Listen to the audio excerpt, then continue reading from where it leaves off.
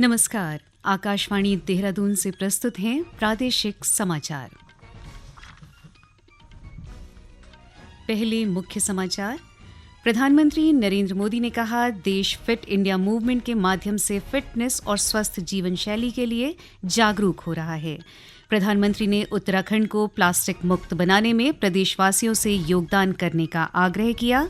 इसरो ने श्रीहरिकोटा से नई पीढ़ी के नेविगेशन सैटेलाइट NVS-2 का सफलतापूर्वक प्रक्षेपण किया और मौनी अमावस्या पर हरिद्वार में बड़ी संख्या में श्रद्धालु गंगा में आस्था की डुबकी लगा रहे हैं।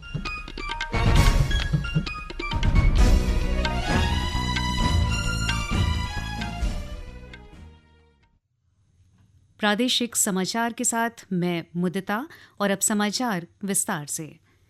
प्रधानमंत्री नरेंद्र मोदी ने कहा है कि आज देश फिट इंडिया मूवमेंट के माध्यम से फिटनेस और स्वस्थ जीवन शैली के लिए जागरूक हो रहा है। श्री मोदी कल देहरादून के राजीव गांधी अंतर्राष्ट्रीय क्रिकेट स्टेडियम में 38वें राष्ट्रीय खेलों के उद्घाटन समारोह को संबोधित कर रहे थे। उन्होंने देशवासियों से फिटनेस पर ध्यान देने की अपील की।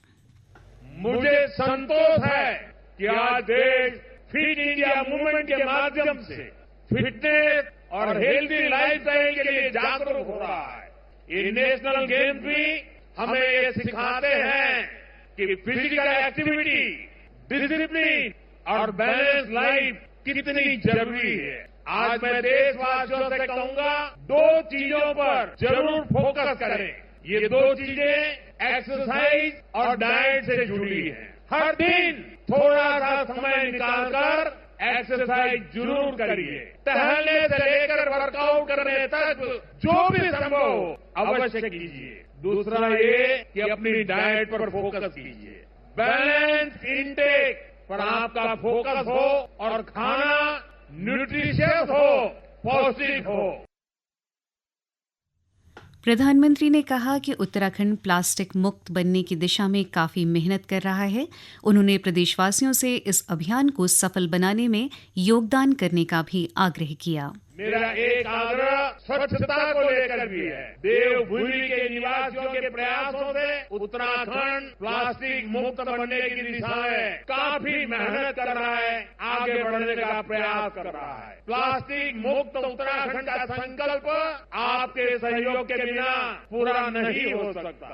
इस अभियान को सफल बनाने में जरूर अपना योगदान दें। श्री मोदी ने शीतकालीन यात्रा के लिए प्रदेश सरकार के प्रयासों की सराहना की। उन्होंने कहा कि शीतकाल के दौरान उत्तराखंड में युवाओं के लिए एडवेंचर टूरिज्म के लिए भी कई अवसर होते हैं। उन्होंने खिलाड़ियों से भी शीतकालीन टूरिज्म का आनंद उठाने की अपील की। उत्तराखंड में शीतकालीन आध्यात्मिक यात्राओं को भी प्रोत्साहित करना जरूरी है। मुझे खुशी है कि इस दिशा में भी उत्तराखंड में कुछ नए कदम उठाए गए हैं। मेरी भी इच्छा है कि मैं शीतकालीन यात्राओं का हिस्सा बनूं। मैं देश भर के युवाओं से भी कहूंगा कि सर्दियों में जरूर उत्तराखंड आए। तब यहाँ श्रद्धालुओं की संख्या भी उतनी नहीं होती। आपके लिए एडवेंचर से जुड़ी एक्टिविटी की बहुत संभावना यहाँ पर है।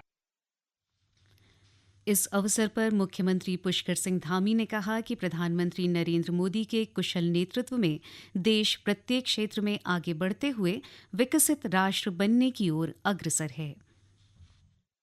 हमारा देश वर्ष 2047 तक एक विकसित राष्ट्र के रूप में स्थापित होने के लिए अपनी कमर कस चुका है। जहाँ एक ओर हम शिक्षा के क्षेत्र में स्वास्थ्य, बाल विकास, महिला सशक्तिकरण आदि सामाजिक क्षेत्रों में प्रगति कर रहे हैं, वहीं science and technology, manufacturing, research and development आदि क्षेत्रों में भी विश्व के बड़े बड़े देशों को पीछे छोड़ते हुए हम आगे बढ़ रहे हैं। इतना ही नहीं, सैन्य आधुनिकीकरण, वैश्विक कूटनीति एवं प्रबंधन, रक्षा अनुसंधान एवं विकास सहित अन्य सामरिक क्षेत्रों में भी नई नई उपलब्धियां हासिल कर रहे हैं।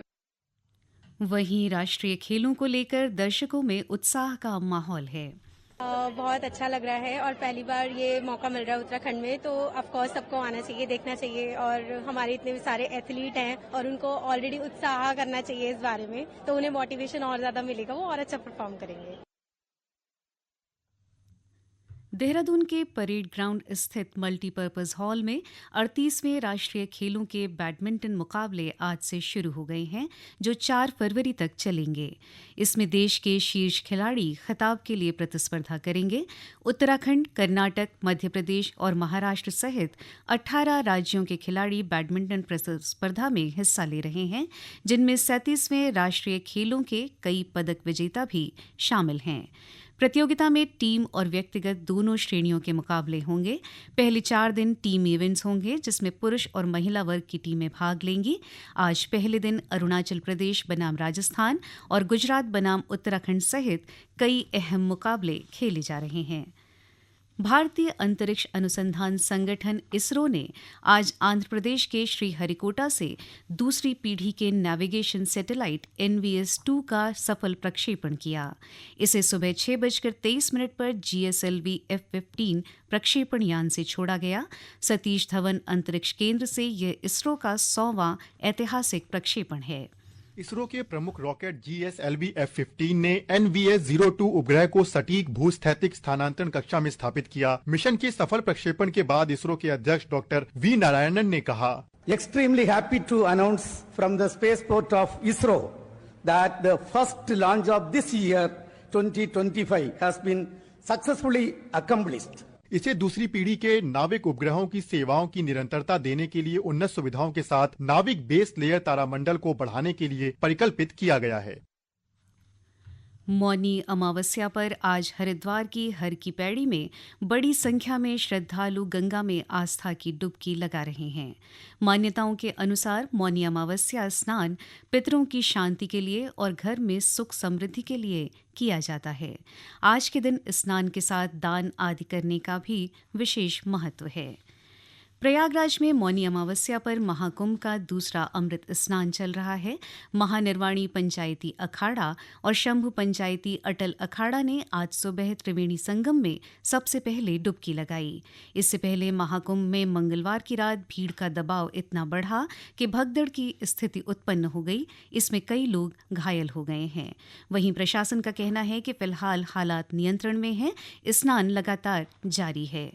महाकुंभ प्रयागराज की घटना के संबंध में मुख्यमंत्री पुष्कर सिंह धामी के निर्देश पर आपदा प्रबंधन विभाग ने उत्तराखंड वासियों की सहायता के लिए हेल्पलाइन नंबर जारी किए हैं। उत्तराखंड के प्रभावित श्रद्धालु 8218867005 9058441404 और दूरभाष नंबर 013526643115 और टोल फ्री नंबर 1070 पर संपर्क कर सकते हैं। आपदा प्रबंधन सचिव विनोद कुमार सुमन ने जानकारी दी कि भगदड़ के कारण महाकुंभ क्षेत्र प्रयागराज में अगर उत्तराखंड राज्य के श्रद्धालु किसी प्रकार से प्रभावित हुए हों और किसी भी प्रकार की मदद और घटना से संबंधित जानकारी प्राप्त करना चाहते हैं तो इन हेल्पलाइन नंबर पर संपर्क कर सकते हैं। केंद्र सरकार ने संसद के बजट सत्र से पहले बृहस्पतिवार को सर्वदलीय बैठक बुलाई है। संसद का बजट सत्र 31 जनवरी से शुरू होगा। सत्र के पहले दिन राष्ट्रपति द्रौपदी मुर्मू लोकसभा और राज्यसभा की संयुक्त बैठक को संबोधित करेंगी। वित्त मंत्री निर्मला सीतारामन 1 फरवरी को केंद्रीय बजट पेश करेंगी। बजट सत्र का पहला चरण 13 फरवरी तक चलेगा, जबकि दूसरा चरण 10 मार्च से 4 अप्रैल तक होगा। गणतंत्र दिवस समारोह का समापन आयोजन बीटिंग रिट्रीट आज नई दिल्ली में संपन्न होगा। राष्ट्रपति द्रौपदी मुर्मू, उपराष्ट्रपति जगदीप धनखड़, प्रधानमंत्री नरेंद्र मोदी, रक्षा मंत्री राजनाथ सिंह और अन्य केंद्रीय मंत्री इस अवसर पर उपस्थित रहेंगे। अंत में मुख्य समाचार एक बार फिर।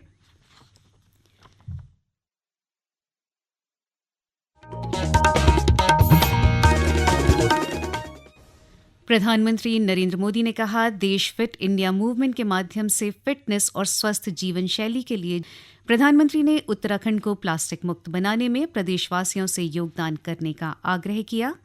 इसरो ने श्रीहरिकोटा से नई पीढ़ी के नेविगेशन सैटेलाइट NVS-2 का सफलतापूर्वक प्रक्षेपण किया और मौनी अमावस्या पर हरिद्वार में बड़ी संख्या में श्रद्धालु गंगा में आस्था की डुबकी लगा रहे हैं। इसके साथ ही समाचार का ये अंक समाप्त हुआ। नमस्कार।